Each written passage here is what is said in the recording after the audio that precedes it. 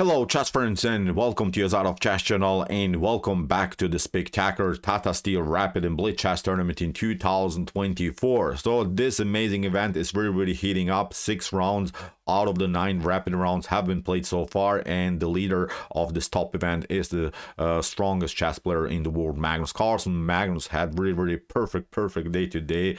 Out of the 3 rounds that he played today, he gained 3 points, which was really crazy. And also in the spectacular, in the epic derby, he won also his game with the black pieces against top grandmaster Arjun Erigaisi. Spectacular performance by Magnus, but I think the only player who could maybe stop Magnus somehow is actually only Nodirbek Abdusattorov. Nodirbek was yesterday in the lead. Today Nodirbek gained also 1 win and played 2 draws, which is also a huge result. He's now only half a point behind Magnus, and tomorrow we'll see also the epic derby between Nodirbek Abdusattorov and Magnus Carlsen. So I've sorted out now beautiful gameplay by Nodirbek. His opponent was also strong grandmaster from India, Sunidod L Narayanan. Here really an interesting game in a rare opening in the so-called Janowski-Larsen variation of the Queen's Gambit accepted. And actually this opening, this Queen's Gambit accepted, is I think a secret weapon of Nodirbek Abdusattorov. He plays now very often immediately d takes c4 after move c4 by white. So he's really familiar with the concepts of this opening, and he is really using now this method in order to surprise his opponents with the black pieces. So let's see now what happened with the white pieces. Narayanan opened with the move d4. Nodirbek's response was d5. We have the Queen's Gambit, and now immediately the Queen's Gambit accepted. So I'm not sure how often we see really in top grandmaster the Queen's Gambit accepted. Here Nodirbek is saying, let's play a sharp game, show me what you got. Let's go now into a really tactical battle. We have now knight to f3, knight to f6, and now after move e3, Narayanan is of course trying to get the pawn back, but now Nodirbek goes into a very interesting line into the so-called Larsen Janowski variation of the Queen's Gambit accepted. And the good part about this line, bishop to g4, is actually that you're pitting the knight on f3. The issue is a little bit is that you're leaving your pawn on b7 unprotected, but it's, I think, not such a big deal. I've played very often with the white pieces against this Janowski-Larsen variation, and I have to really admit here, I don't have such a great success with the white pieces against this opening. It's so unpleasant. I won also many games, but sometimes I really lost in the most spectacular way. I sometimes went into some lines where I went for the pawn on b7, but it didn't mean anything because my opponent had always a great attack. For instance, in a line bishop to c4, and then after e6, if you try something like queen to b3, that's a line that I used to play, but it's actually not so powerful, I would say. Then black simply continues with bishop to f3, g takes f3, c5, and you can even pick up the pawn. But then with knight to d7, black has a beautiful development. We'll play normal bishop to e7, we'll hit the queen if necessary, castling, and white will have a tough time to secure the king because of already this weakened pawn structure in front of the king. So very an interesting opening here after bishop to c4 and e6 by Nodirbek Abdusattorov. Narayanan, I think, plays the best choice. He plays now knight to c3, keeps now here the spin by the bishop against the knight. He's not risking with queen to b3 any messed up pawn structure here on the king side. We have now here knight from b to d7 by Abdusattorov. We have h3 by Narayanan, and now bishop to h5. Nodirbek stays now on the spin and is waiting here with this beautiful light square bishop's activity. We have now king side castling, and now c6, which is maybe even a slightly more passive approach, I would say, by Nodirbek. Usually the main line here is bishop to b4, and then after a3 you can retreat, or you can even pick up here the knight immediately. Then you're trying to play a certain bad bishop strategy where white's dark square bishop is a little bit misplaced. It's blocked by its own pawn structure, so this would be then a more positional battle than for both sides. Here after move king side castling, Nodirbek chooses to play a slightly more aggressive line with c6, trying of course maybe to create a flank attack, and also here cementing maybe the position around the square d5. We have bishop to e2 by Narayanan. Narayanan wants, of course, to play somehow freely with the queen. He's still facing this unpleasant pin here by the bishop against the knight on f3. We have bishop to e7 by Nodirbek, and now comes already a tiny little critical moment here in this game. Here Narayanan doesn't react correctly, I think, already in the opening stage. he plays a bad b3. This move makes perfect sense in the beginning because you are trying to get your Dashko bishop into the game. You're trying to play fianchetto, but b3 and bishop to b2 doesn't make so much sense because there is simply no possible pawn mobility here. In order to get your Dashko bishop activated, you will have to play in one moment the move d5. And okay, from a development point of view, I think it's perfectly fine. But from a strategic point of view, it's very, very hard to activate then the bishop on b2. Not really the best continuation. Usually, you should go with a central breakthrough with the potential e4 move. And then if something kingside castling happens, then you have the opportunity to play bishop to e3. You would control here the center with both of your mobile pawns.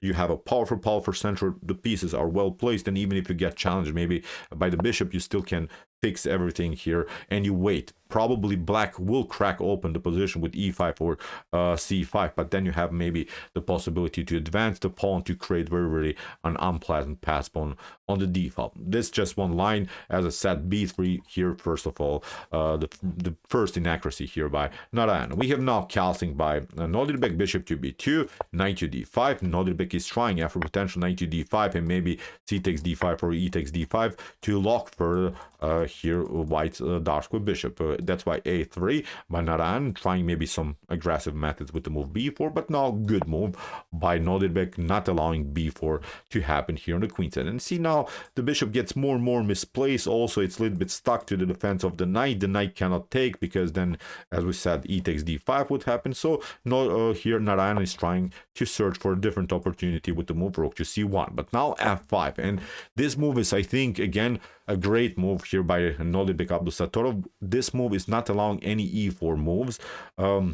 White would love to play, of course, as we mentioned, the move e4 and then somehow maybe d5, finally liberating the Dashko diagonal, but now it's not possible. Here, knight to d2 by Narayanan, and now maybe Nodirbek plays a tiny little inaccuracy. He plays bishop to g6, gets the bishop a little bit locked by its own pawns again. Maybe bishop to e2, queen to e2, and then it's perfectly fine here for black. Black should be slightly better in this scenario because of the better Dashko bishop. Look at this, the Dashko bishop of white is not so good, but Dashko bishop of black's would can control both of these diagonals. So slightly advantage maybe here for black. After knight to d2, okay, bishop to g6. Again, it's a pretty equalish game. Knight to bishop to f3, knight to f6 here by Nodirbek controlling the e4 square. And now another critical moment here, knight to c4 played by Narayanan, and this is not good because you're not controlling anymore the e4 square. What you could do instead of knight to c4 is to play knight to a4, and now after something like, I don't know, here even if maybe, I don't know, white get challenged in this way, you can always take. That's the issue. You liberated finally now the diagonal for a bishop, or if even maybe somehow black prepares the move e5, then you can go with knight to c4 and simply hit the piece. But after knight to c4, what Nodirbek noticed here, that he could now launch a beautiful attack with the move f4. And now because you played here knight to c4, you don't control anymore the e4 square. Now after knight to c3, bishop to c3, this pawn would be hanging, and there's simply no good pawn mobility now here for white. So f4, great move by Nodirbek, which basically forces now a reaction by white. Here after knight to f4, white is now left with a strategic disadvantage with an isolated d pawn, and now, as we mentioned in the beginning, the bishop on b2 is now locked till the end because you'll never be able to advance the pawn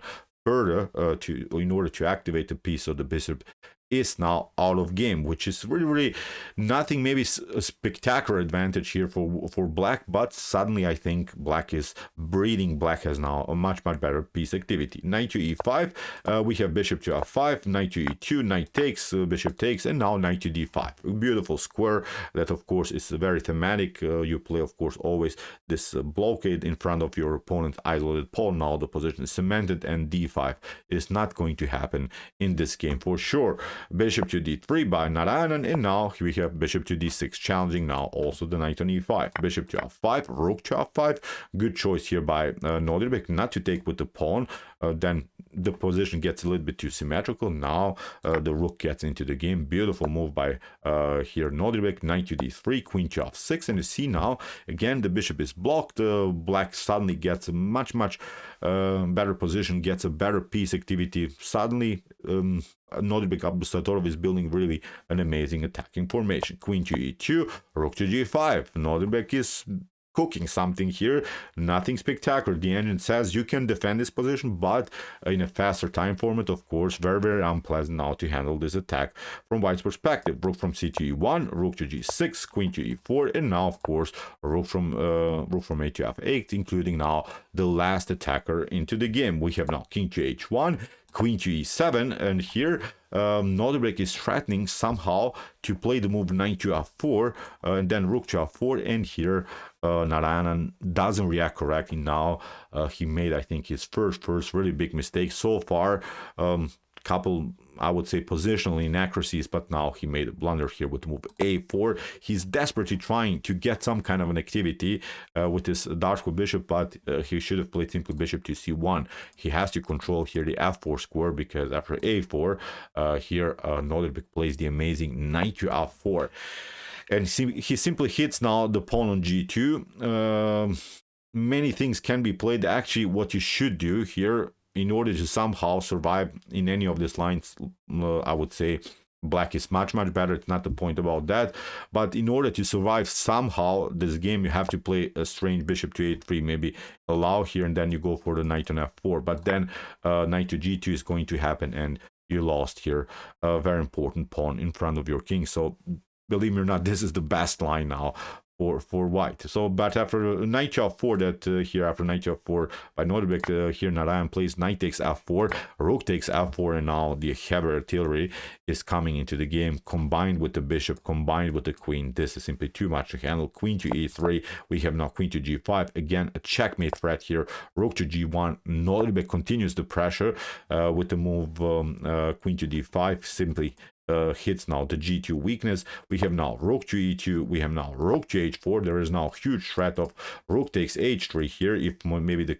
queen leaves now here the position, then rook to h3 is immediately a checkmate. Here queen to d3, here Narayanan stays somehow connected to the pawn on h3, and here Nodirbek plays the move of the day, maybe just for fun. If you want to see, maybe solve this beautiful puzzle, pause the video and try to see now the winning idea here for black. Black moves and wins the game. After this move, Narayanan immediately resigned.